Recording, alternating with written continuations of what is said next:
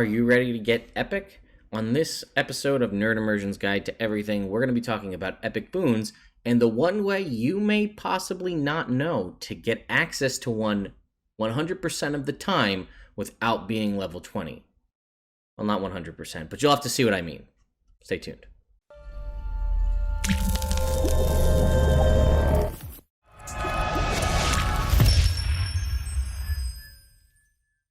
What's going on, everyone? I'm Ted, and welcome to Nerd Immersion. So let's talk about being epic and epic levels and what all that means. So first of all, you may hear people reference in your travels in Dungeons & Dragons the idea of epic levels. And what this was is this references older editions of the game where they actually had handbooks and rule sets, official canonical rule sets for things called epic leveling, and that was levels beyond 20. So typically in Dungeons & Dragons, if you look in the player's handbook, you can see the player stat block goes from 1 to 20. So in 5th edition, the highest you can get in a given class level is 20. Other editions allowed you to go beyond, I think, up to 30, and there were certain epic level feats and epic level abilities and things you could only get when you were in those categories. That's not the case with 5th edition. They haven't really built out much stuff for level 20 and beyond, and let's be real, most campaigns don't ever make it that far, if ever, outside of maybe one-shots and things like that. There are a couple of really good third-party resources, and I can go into those in depth. In fact, I have done one in a DM's Guild review way back. There was a DM's Guild one, and the folks at 2C Gaming, who are good friends of mine, do have a whole series of things for epic levels. So if you're curious, maybe I can do a video on that in the future. But what do you get at 20th level? Well, obviously you get whatever your class gives you, but unfortunately at that point you've probably got a bunch of really good magic items. You probably don't have any need for gold anymore, and you physically in D&D 5e can't gain any more experience points if you even play with experience points in the first place. So Wizards developed this thing found in Chapter 7 of the Dungeon Master's Guide called Epic Boons. And you can see it right here as a special power available only to 20th level characters. That's not always the case, and we'll talk about that in a sec.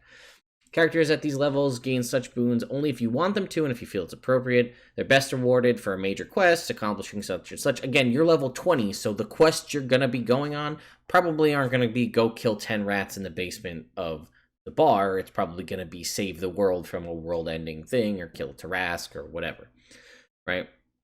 So Epic Boons, so they do give you an XP thing, can be used as a form of advancement. With this approach, consider awarding one Epic Boon to each character for every 30,000 XP they gain above 355,000.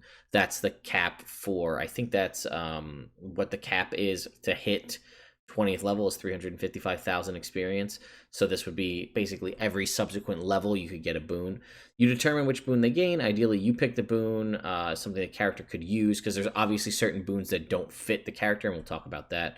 You can't allow a player to select a boon. That's up to your approval. Anyway, whenever a character ends up with a boon, consider its place in your story and your world. Many of the boons are extraordinary. And it kind of goes into a couple of different examples. The text of the boon addresses its user. Unless a boon says otherwise, a character can't gain it more than once. So here they are. Boon of combat prowess. When you miss with a melee weapon attack, you can choose to hit instead. Once you use this boon, it can't be used again until you finish a short rest. I think there are some abilities like this. I think a rogue, high-level rogue, has this ability. You can choose to turn a miss into a hit. And I guess I should say they vary in power, right? So that's pretty powerful, and it's only once per short rest. I don't know if it's that great. As an action, you can cast the Misty Step spell without using a spell slot or any components. Once you do so, you can't use it again until you finish a short rest. That sucks because it makes your Misty Step an action. Misty Step, as per the spell, is a bonus action.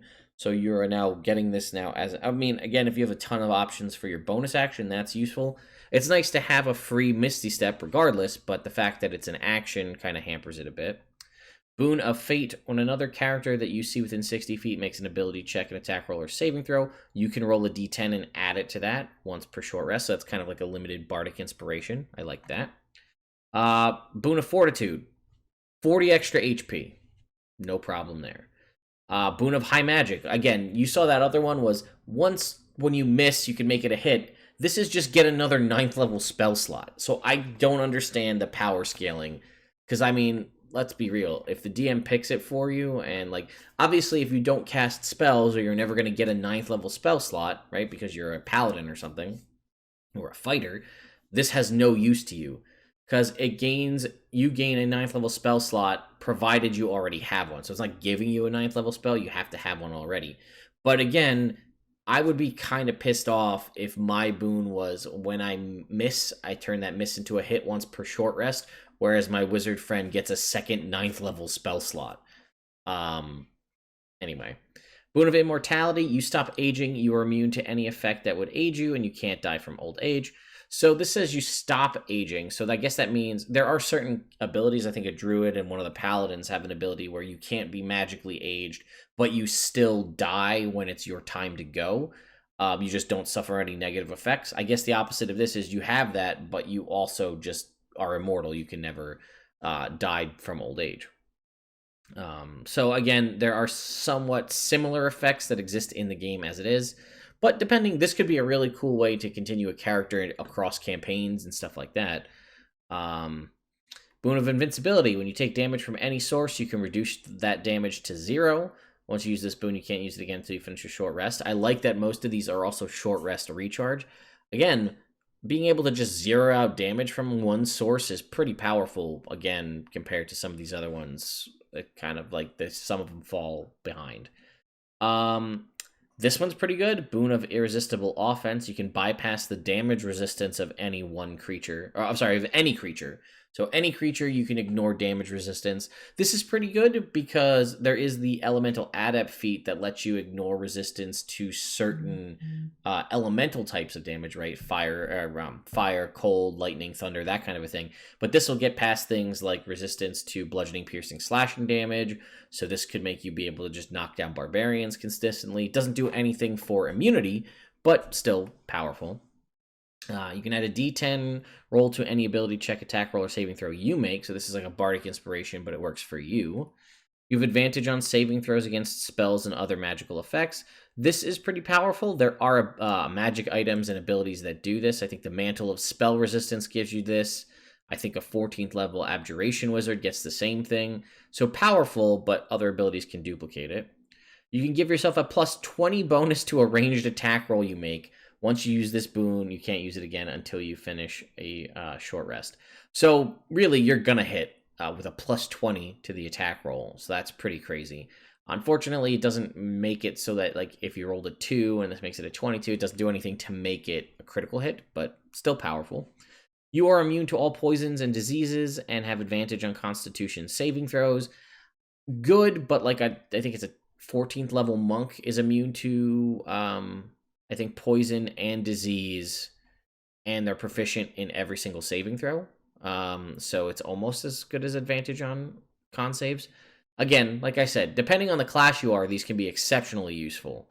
But like paladins are immune to disease at level 3, so some of these, like I said, they're not as great.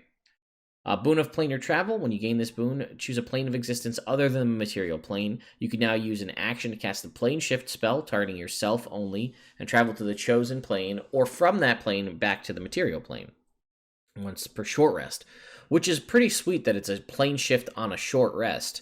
The only downside that is it only goes to that plane and then back. So if you happen to find yourself on another plane of existence, you can't use your plane shift ability to go back.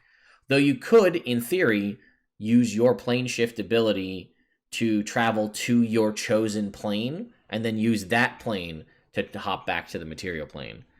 So that's actually pretty useful now that I think about it, because you can get back to the material plane regardless of the plane you're on. You just have to take a stopover first in the other plane.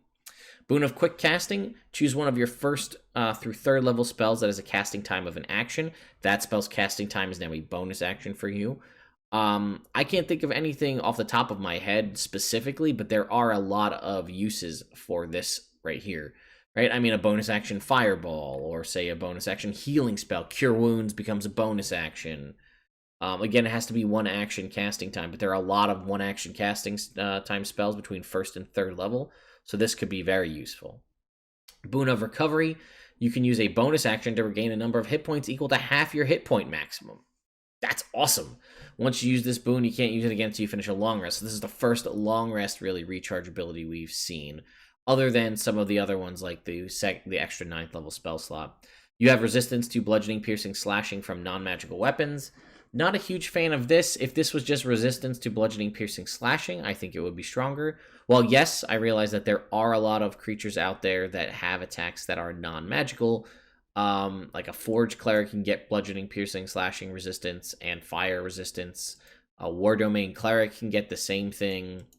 Proficiency in all skills. Talk about how amazing this would be for a rogue who gets Peerless Talent. If they're proficient in a skill, they treat the roll as a 10 or higher, or as a minimum roll of a 10 if it's 9 or below. So this could be immensely useful. Your walking speed increases by 30 feet, always useful. In addition, you can use the dash, bonus action to dash or disengage. Once you do so, you can't use it again until you finish your short rest. So the walking speed increase is awesome. The dash or disengage as a bonus action can be replicated by other classes, like, say, a monk or a rogue. But again, the movement speed is also something to factor in there. Choose one first level sorcerer, warlock, or wizard spell that you can cast. You can now cast this spell at its lowest level without expending a spell slot. So that's awesome because you have to be able to cast it, right? So it has to be a sorcerer, warlock, or wizard spell that you can cast. But it's anyone, and you can just cast it at its lowest. So this could be infinite shield for you as a sorcerer or a wizard. This could be, again, it's at will. Or no, sorry, you can now cast it without expending a spell slot. So it is at will. It doesn't change the casting time of it. But if you happen to be like a celestial warlock or something, this could be Cure Wounds, right? You could cast unlimited Cure Wounds. There's options where you can make a lot of use out of this. Boon of Spell Recall. You can cast any spell you know or have prepared without expending a spell slot. Once you do so, you can't do this until you finish a long rest. So again, super powerful. Any spell you know or have prepared, and that's just a freebie casting of it once per long rest. You have immunity to fire damage, and you can cast Burning Hands with a DC 15 at will without expending a spell slot or any components. Very cool. I wish there was more of these. I think there is a couple, but there's not a ton. Boon of the Night Spirit. While completely in an area of dim light or darkness, you can become invisible as an action. You remain invisible and take an action or a reaction, so bonus actions and movement are still okay. You have immunity to thunder and lightning damage. You can also cast Thunder Wave DC 15 at will without using any spell slots or components. So I like that we have Boon of the Stormborn and Boon of the Fire Soul. I wish we had another boons of other elemental types, like a Boon of the, I don't know, Cold Soul, Ice Soul. It seems weird to just pick two and not go for like all of the elements. Boon of the Unfettered. You have advantage on ability checks made to resist being grappled. In addition, you can use an action to automatically escape a grapple or free yourself of restraints of any kind. That feels pretty weak in the grand scheme of things. You have True Sight out to 60 feet all the time. That's awesome. And then Boon of Undetectability. You gain a +10 bonus to dexterity stealth checks and can't be detected or targeted by divination magic, including scrying sensors. Again, some really good options in here for rogues. And then they have some alternates to Epic Boons here, right? So these two options can be rewarded to a character more than once. Ability score improvement. You can increase an ability score if you want by 2 or 2 by 1. It goes above 20, but no higher than 30. Or a new feat subject to your approval. So those are Epic Boons. So I wanted to just cover those because they're a cool thing. And again, probably more than half of us are never going to get an option to actually use these because we don't play into epic levels. However, I alluded to it at the start, so let's take a look. There is a feat that was released in Eberron Rising from the Last War called the Aberrant Dragon Mark. And let's see here. Let me pull it up. I looked at it here on the feats, but I want to make sure I get it from Eberron Rising from the Last War, because I don't want to mince words on this, because this is important if I'm going to do a whole video on it. So let's go ahead and talk about Aberrant Dragon Marks. Here we go. So it's a feat you can take. Again, you have to have access to the Eberron book for your campaign, and you need to not have any other dragon marks. So what happens? You can increase your constitution. You increase your constitution score by 1. You learn a cantrip of your choice from the sorcerer's spell list. In addition, choose a first level spell from the sorcerer's spell list. You can learn that spell and cast it through your mark. Once you cast it, you must finish a short or long rest before you can cast it again. Constitution is your spellcasting ability for these spells. When you cast the first level spell through your mark, you can expend one of your hit dice and roll it. If you roll an even number, you gain a number of temporary hit points equal to the number rolled. If you roll an odd number, one random creature within 30 feet of you takes force damage equal to the number rolled. If no other creatures are in range, you take the damage. You also develop an aberrant dragon mark flaw. So, the other thing is, here, there's the flaws. I'm not going to go over those, but option, greater aberrant powers. So this is an option, I will say that. But at the DM's option, a character who has the aberrant dragon mark feat has a chance of manifesting greater power. Upon reaching 10th level, such a character has a 10% chance of gaining an epic boon from among the options in Chapter 7 of the Dungeon Master's Guide. If the character fails to gain a boon, they have a 10% chance the next time they gain a level. If the character gains a boon, the DM chooses it or determines it randomly. The character also permanently loses one of their hit dice, and their hit point maximum is reduced by an amount equal to the roll of that die plus their constitution modifier. This reduction can't be reversed by any means. So this is really, in theory, the only way to sort of guarantee yourself access to an epic boon before you hit level 20 is you're using Eberron rules, or you have them access to them in your campaign. A player takes the aberrant dragon mark feat, they get to level 10, and then you as the DM allow them this option. The trade-off is pretty substantial. They permanently lose a hit die, and their hit point maximum is reduced by an amount equal to the die roll plus their con mod, and they can never undo that. So they're going to be a little bit, and depends on the class, this could be really impactful to them, especially if there's someone that uses short rest healing often. But yeah, that was just something I wanted to go over, because again, it's something I feel like people don't talk about too much, and it's a cool factor, and it's kind of fits into this theme of going through the DMG and finding stuff that people don't really talk about too much. So anyway, guys, thank you so much for watching. I hope you really enjoyed this video. I hope you, like I, often fantasize about getting that campaign to level 20 and not just getting to play it in a one-shot. One day we'll all find that campaign that goes to level 20, and I really hope you get to share that story with me at some point in the future. If you haven't subscribed to the channel, please do so. Ring the notification bell. Throw the video a thumbs up if you liked it. Anyway, stay tuned for more content like this coming in the future, and I'll see you next time.